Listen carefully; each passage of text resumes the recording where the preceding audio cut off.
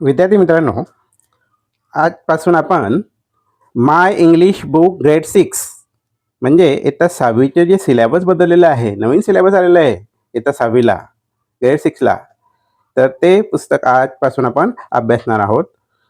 प्रत्येक युनिट आपण बघणार आहोत.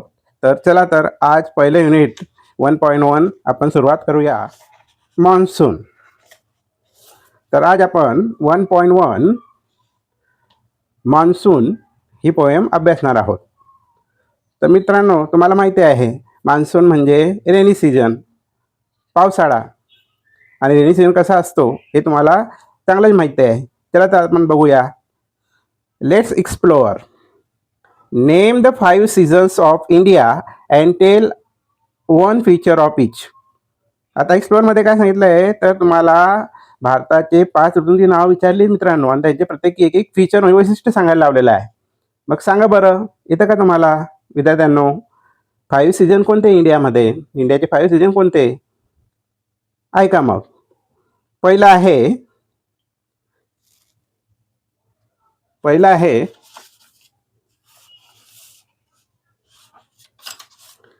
इकडे बघा. पहिला आहे स्प्रिंग. स्प्रिंग म्हणजे काय? वसंत ऋतू. ओके, 5 सीझन स्प्रिंग वसंत ऋतू. दुसरा आहे समर म्हणजे उन्हाळा, ग्रीष्म. आणि तिसरा आहे मान्सून रेनी सीजन, जे की आपण ही पोएम अभ्यासणार आहोत. आणि चौथा सीजन आहे ऑटम. ऑटम म्हणजे शरद ऋतू. आणि 5वा सीजन आहे विंटर. विंटर म्हणजे हिवाळा. असे हे 5 सीझन ऑफ इंडिया आहेत. आलं लक्षात? मग त्यांचे फीचर कोणते असतात, वैशिष्ट्य प्रत्येकाचे काय आहेत ते बघूया 1 बाय 1. आता फीचर काय? स्प्रिंगचे फीचर काय?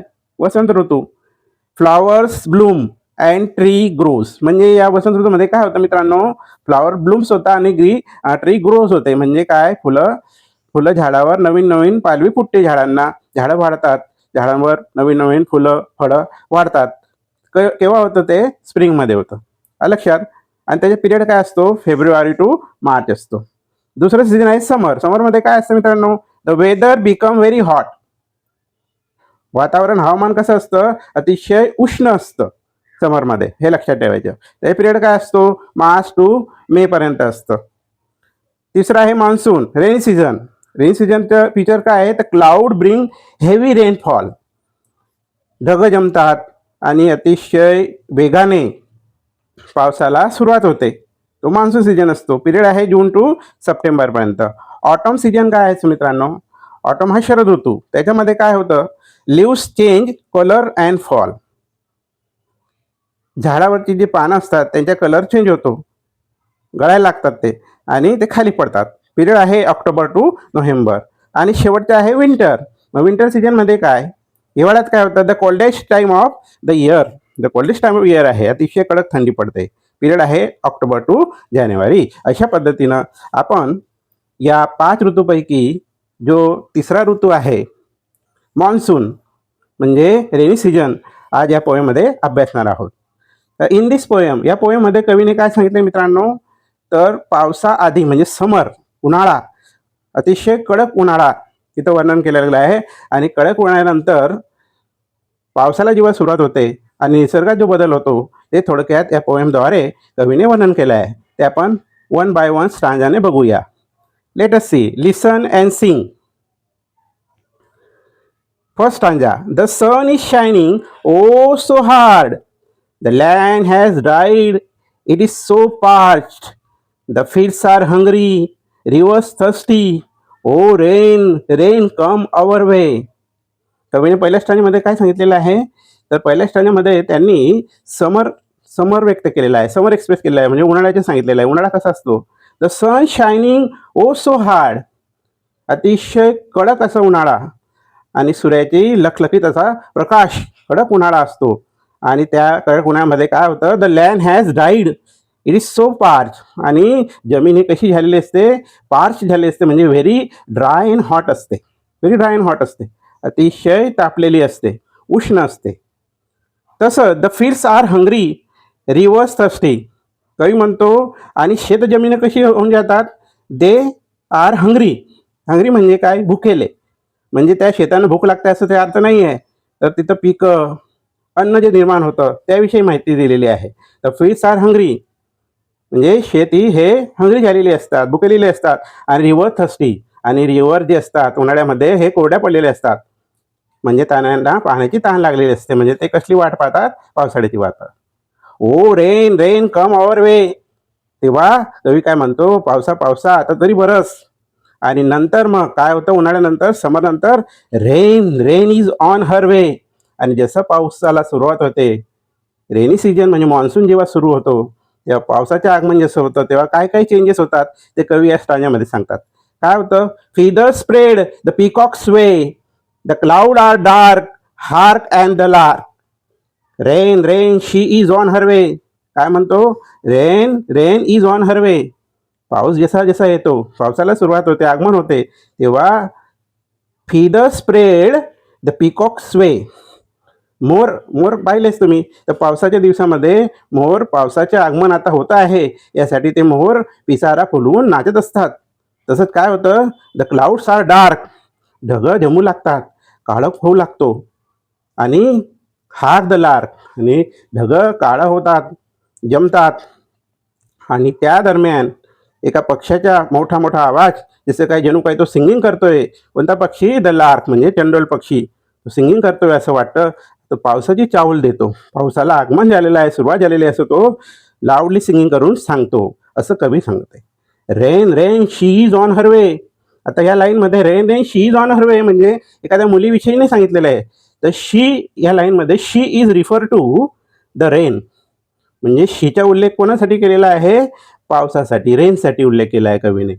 तर हा शी शब्द जो वापरला गेला आहे करता म्हणून, तो रेनसाठी आहे हे लक्षात ठेवायचे आहे, ना की कोणत्या मुलीसाठी आहे. मग तो काय म्हणतो? कवी काय म्हणत आहे? Rain rain she is on her way. पाऊस आता यायला सुरुवात झालेली आहे. आता काय काय चेंज होतं पावसाळ्यात? निसर्ग कसा खुलतो ते पुढच्या स्टांजामध्ये सांगितलेलं आहे. The clouds they gather dash and thunder, balls of lightning streak and shimmer, pit pat I feel a drop, oh rain rain she's come here away. कवी थर्ड स्टांजामध्ये काय म्हणत आहेत? The cloud they gather dash and thunder. पावसाला जशी सुरुवात होते तेव्हा ढगं जमायला सुरुवात होते. ढगं डॅश होतात म्हणजे काय? ढगं एकमेकांना ठोकली जातात, धडकतात आणि मोठा चित्कार निर्माण होतो, थंडर निर्माण होतो. म्हणजे काय? मेघगर्जना होते, हे लक्षात ठेवा. Bolt of lighting streak and shimmer आणि मोठमोठ्याने विजा चमकायला लागतात, फ्लॅश होतो. लक्षात? पीट पॅट आय फील अ ड्रॉप. कवी काय म्हणताय? I feel the drop of waters. कसं? फिट पॅट. पीट पॅट हा आवाज आहे, धडधडण्याचा आवाज आहे. पावसाचे थेंब जेव्हा पडतात तेव्हा फिटपॅट असा आवाज येतो, धडधडता असा आवाज, हा साऊंड आहे, लक्षात ठेवायचे आहे. तर पावसाला सुरुवात झाल्यानंतर ते थेंब जेव्हा वसुंधरेवर बसतात, पृथ्वीवर बसतात, तेव्हा तो होणारा आवाज पीट असा आहे, असं कवी फील करतो आहे. ओ रेन रेन शीज कम हर वे. पाऊस पाऊस आता तो यायला लागलेला आहे. The fields are drench, the land is soaked, the trees have bath, the river haste, the earth is happy green and cheery, oh rain rain come again. तर लास्ट टाइममध्ये काय सांगतो कवी? The fields are drench. आता जे शेती जमिनी जे उन्हाळ्यामध्ये कशी झाली होती? ड्राय झाली होती. तर पावसाळ्यामध्ये कशी झालेली आहेत? ड्रेंच झालेली आहे, कम्प्लिटली वेट. म्हणजे सर्व शेत ओलं झालेलं आहे, पावसाने माखलेलं आहे. द लँड इज सॉक आणि जमीन सुद्धा ओली झालेली आहे, सर्व जमीन ओली झालेली आहे. The tree have bath, the reverse horse. कवी म्हणतो द ट्री हॅव बाथ म्हणजे झाडं झुडपांनी आंघोळ केलेली आहे असं त्याचा अर्थ धरलेला नाहीये. तर टी हॅव बाथ म्हणजे सर्वच्या सर्व निसर्ग, मग झाडा झुडपं असं होते ओले चिंब झाले आहेत. आणि द रिव्हर्स हॉर्स म्हणजे काय? The reverse flu strongly as if spraying water म्हणजे हॉर्स. हॉर्सचा अर्थ काय धरला इथं? तर नद्या अतिशय तुंब भरून वाहत आहेत, जणू काय ते पाण्याचे फवारे उडवत आहेत असं सांगितलेलं आहे कवीने.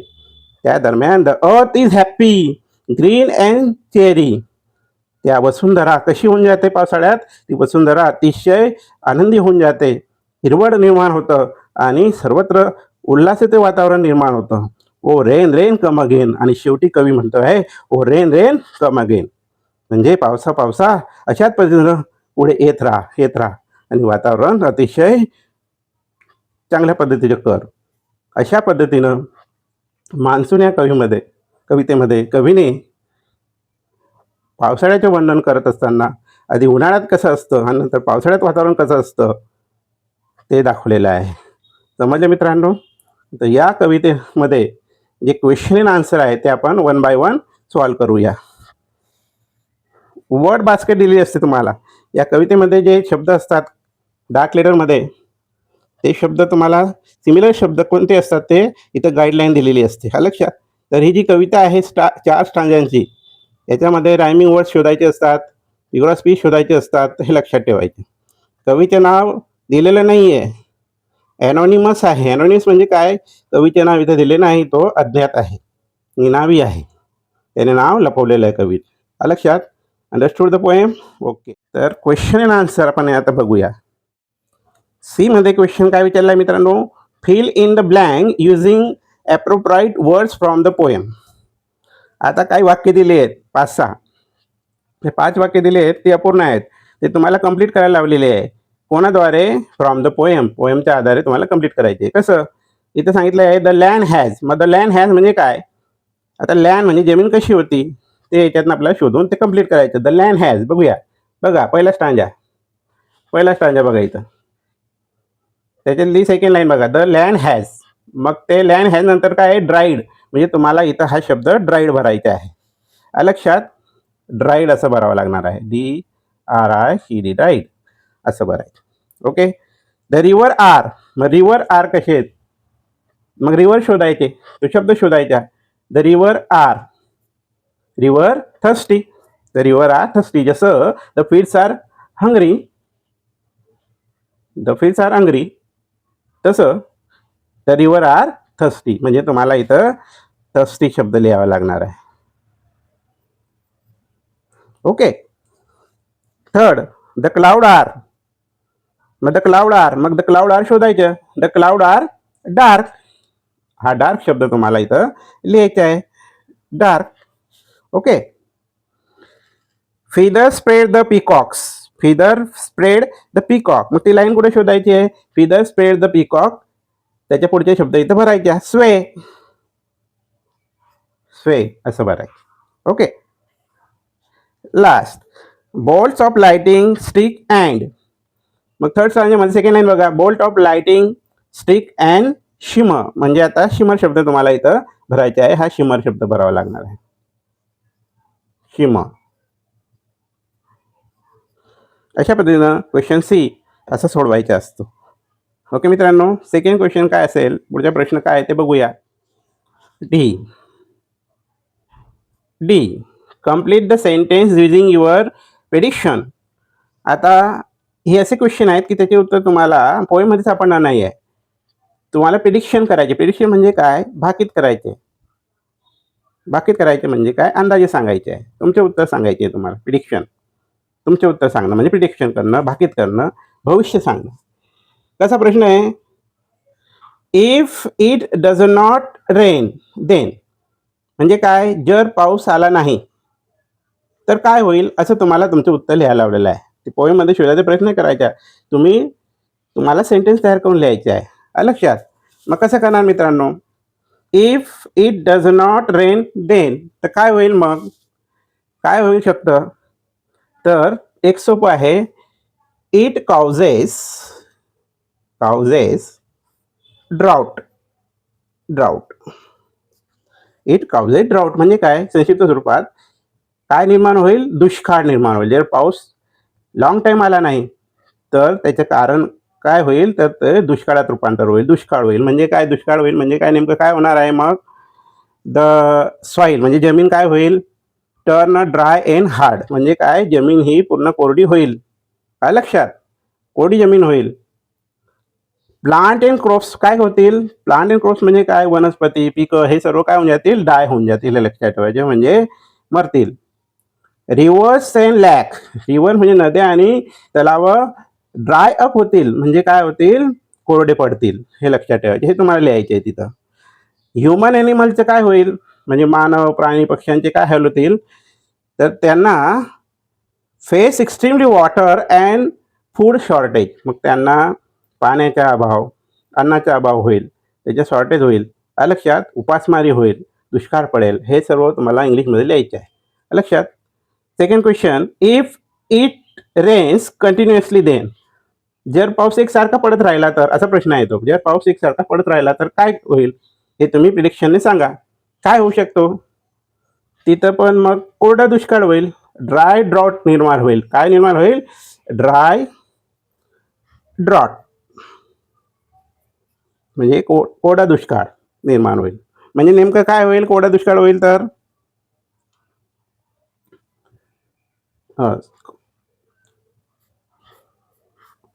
वेट ड्राय होईल, वेट ड्राऊट होईल, वेट ड्राऊट होईल. म्हणजे अतिशय ओलचिंब वातावरण निर्माण होईल. एकसारखा पाऊस पडला तर तुम्हाला माहिती आहे, एक म्हणजे फ्लडिंग होतं, म्हणजे पूर येतात, लोकल रिव्हर्स भरून वाहतात. लक्षात. आणि ते जास्त पाऊस असल्याने ते काय होतं तर ते डॅमेज करतं. कोणाकोणाला? क्रॉप्सला डॅमेज करतात. लक्षात. आणि increase health risk from stagnant water.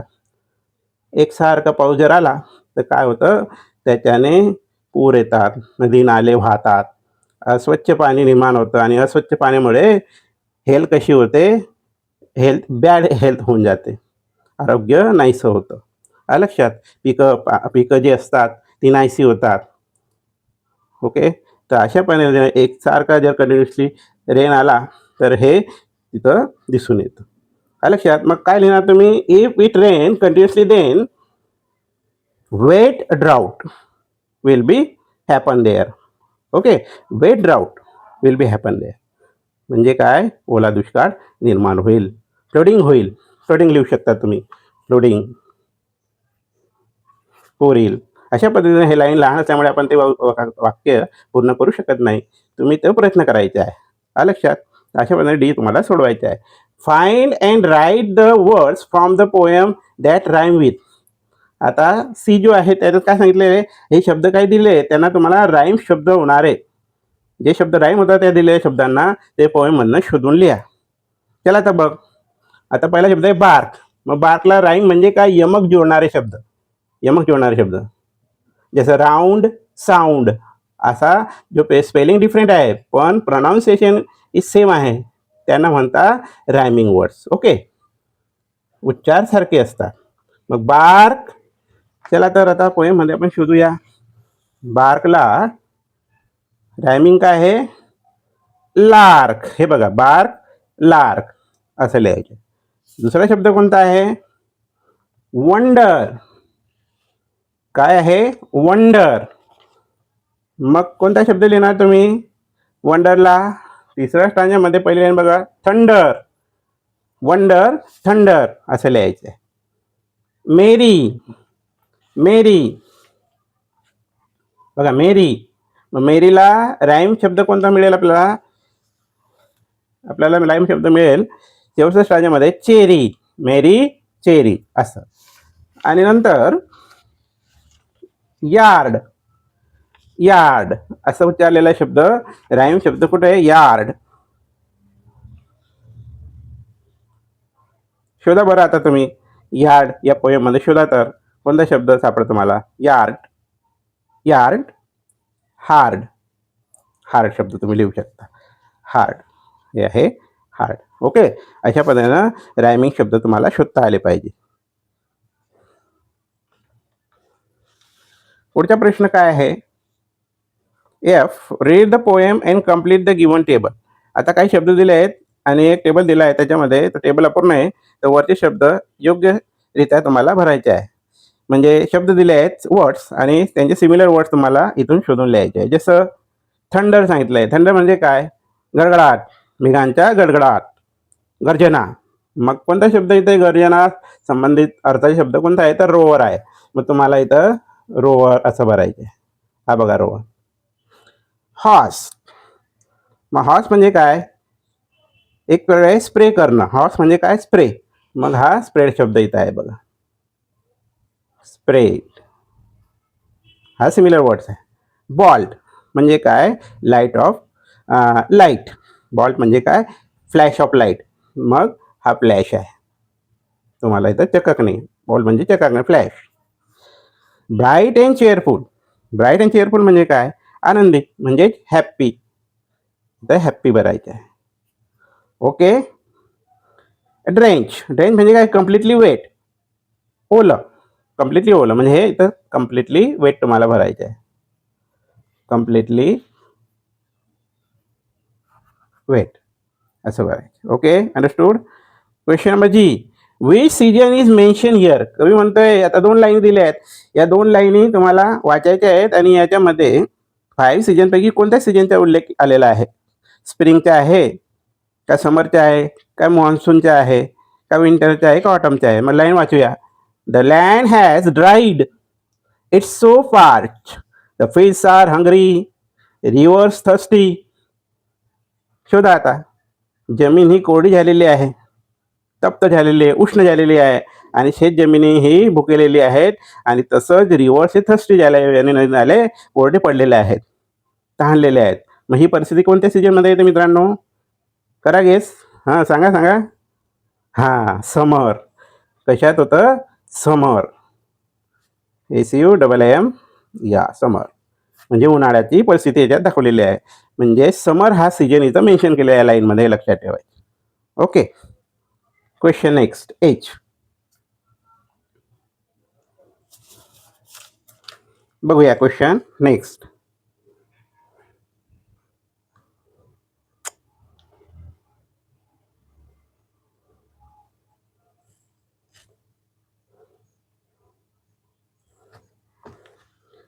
Read, think and complete the following. Read, think and complete the following म्हणजे त्याच्यामध्ये त्या टेबलमध्ये काय सांगितलेलं आहे? कंडिशन बिफोर रेन म्हणजे स्काय, लँड, अर्थ म्हणजे आकाश, जमीन, पृथ्वी. कंडिशन बिफोर रेन म्हणजे पाऊस येण्या अगोदर कसे असतात, आणि condition before condition after rain म्हणजे पावसानंतर कशी परिस्थिती असते स्कायची, लँडची, अर्थची, ते इथे तुम्हाला लिहून दाखवायचे आहे. मग कंडिशन बिफोर रेन, पावसा अगोदर स्काय कसा असतो? कसा असतो? क्लिअर. काय असतो? क्लिअर अँड सनी असतो. क्लिअर अँड सनी असतो, स्वच्छ, शुभ्र असतो. लक्षात. पण कंडिशन आफ्टर रेन, पावसाला सुरुवात जेव्हा होते मग तेव्हा आकाश कसं होऊन जातं? स्काय कसं होऊन जातं? Cloudy rainy. कसं होऊन जातं? रेनी होऊन जातं. पावसाळी वातावरण निर्माण होतं, रेनी होतं किंवा क्लाउडी होऊन जातं. लक्षात. ढगं जमलेले असतात, काळं असतं, हे लक्षात ठेवायचं. दुसरं आहे लँड. मग लँड कसं असतं? कंडिशन बिफोर रेन, पावसा अगोदर जमीन कशी असते? जमीन ही ड्राय असते, ड्राय झालेली असते आणि फॉर्च्ड असते. फॉर्च म्हणजे काय? व्हेरी हॉट, ड्राय असते, हे लक्षात ठेवायचं. आणि कंडिशन आफ्टर रेन, पावसानंतर लँड कशी होऊन जाते? ग्रीन होते, फ्रेश होते. कशी होऊन जाते? फ्रेश होते आणि ग्रीनरी होऊन जाते, ग्रीन होते, ग्रीन. ओके. अर्थ, वसुंधरा, जमीन कशी होते? मग कंडिशन बिफोर रेन कसं असतं? पावसा अगोदर जमीन ही क्रॅक झालेली असते, क्रॅक्ड. ओके. आणि कशी असते? पूर्ण डस्टी अँड डस्टी असते, धूळ माखलेला असतो, उष्ण असते. आणि नंतर कंडिशन आफ्टर रेन, पावसानंतर कसं होतं? मग ते कूल होते, जमीन ही कूल होते. तसंच काय होतं? कूल ना, कूल आणि वेट होते, म्हणजे सर्वत्र ओलसर होऊन जाते, थंड वातावरण निर्माण होतं. अशा पद्धतीने तुम्हाला तो टेबल सोडवायचा आहे. Next, read the following. Read the following. आता हे वाक्य वाचायला लावलेलं आहे. For example, fly fly little birds. मग फ्लाय फ्लाय लिटिल बर्ड्स या लाईनमध्ये काय दाखवलेलं आहे? तर या लाईनमध्ये तुम्हाला फिगर ऑफ स्पीच शिकवलेला आहे. फिगर ऑफ स्पीच म्हणजे काय मित्रांनो? अलंकार. इंग्लिशमध्ये अलंकार असतात, फिगर ऑफ स्पीच असतात. जसं सिमिली आहे, रिपिटेशन, अलिट्रेशन, मेटाफर आहे, पर्सॉनिफिकेशन आहे. ओके. तर या लाईनमध्ये तुम्हाला फ्लाय फ्लाय लिटिल बर्ड्स या लाईनमध्ये तुम्हाला फिगर ऑफ स्पीच कोणतं आहे हे सांगितलेलं आहे. मग त्यांनी सांगितलं आहे या लाईनमध्ये फिगर ऑफ स्पीच रिपिटेशन आहे. मग रिपिटेशन म्हणजे काय मित्रांनो? Repetition is a figure of speech in which a word, phrase or a line is repeated. म्हणजे काय? रिपिटेशन अशी लाईन असते की त्या लाईनमध्ये दोन शब्द किंवा लाईन्स, म्हणजे लाईन जी असते ती रिपीट झालेली असते दोनदा. म्हणजे एखादा शब्द एकापेक्षा जास्त वेळेस रिपीट झालेला असतो, वारंवार आलेला असतो, तर ते वाक्य रिपिटेशन या फिगर ऑफ स्पीचचे असतं. जसं fly fly the little bird, मग या वाक्यामध्ये फ्लाय फ्लाय 2 वेळेस आलेला आहे, शब्द आलेला आहे, वर्ड, म्हणून ते वाक्य कोणत्या फिगर ऑफ स्पीचचे आहे मित्रांनो? रिपिटिशन अशी ओळख आहे. हे लक्षात ठेवा. एकापेक्षा दोनदा तीनदा जर शब्द आला असेल सारखा, तर ती लाईन रिपिटेशनची असते. आणि एखादी लाईन सारखी असेल आणि वारंवार पोएममध्ये रिपीट केलेली असेल तर ती लाईन ही रिपिटेशन असते. हे लक्षात ठेवायचं. ओके. काय सांगितलेलं आहे? Find other example of repetition. मग दुसरे असे वाक्य तुम्ही सांगा किंवा शोधा तर त्याच्यामध्ये रिपिटेशन असेल. चला तर पोएममध्ये शोधूया आपण. पोएममध्ये रिपिटेशन फिगर ऑफ स्पीच शोधूया. बघा, फर्स्ट स्टांजामध्ये 4th लाईन बघा. Oh rain rain come our way. तर या वाक्यामध्ये रेन रेन हा शब्द किती वेळेस आलेला आहे? रेन रेन हा 2 वेळेस आलेला आहे. मग शब्द जर 2 वेळेस आला असेल, एखाद्याला रिपीट झाला असेल, तर ती लाईन ही रिपिटेशन या फिगर ऑफ स्पीचची असते, पुनरावृत्ती अलंकाराची असते. हे लक्षात ठेवायचे. बघा, रेन रेन. अजून शोधा तर second line, second stanza, rain rain is on her way. परत रेन रेन रिपीट झालेला आहे. हा लक्षात. शोधा, अजून सापडतात का रेन रेन? तर झालं आहे. दुसरी लाईन शोधा रिपीट झालेली. तर तुम्हाला याच्यात एक लाईन सापडली, ती म्हणजे रेन रेनची. मग ती लाईन ही कशी आहे? रिपिटेशनची आहे. मग तुम्ही पुष्कळ पोएम जेव्हा अभ्यासाल त्यामध्ये रिपिटेशन शोधायची सोपी आयडिया तुम्हाला समजून गेलेली आहे. काय करायचे आहे? तर त्या लाईनमध्ये जे शब्द येतील ते 2 वेळेस आलेले असतील, सारखे शब्द किंवा लाईन सारखी लाईन रिपीट झालेली असेल, तर ती लाईन रिपिटेशन फिगर ऑफ स्पीचची असते. हे लक्षात ठेवायचं. ओके. तर अशा पद्धतीनं मान्सून ही पोएम सांगितली गेलेली आहे आणि त्याचे क्वेश्चन अँड आन्सर अशा पद्धतीने तुम्हाला सोडवायचे आहे. आलं लक्षात मित्रांनो? Unit 1.1 first monsoon poem. Okay.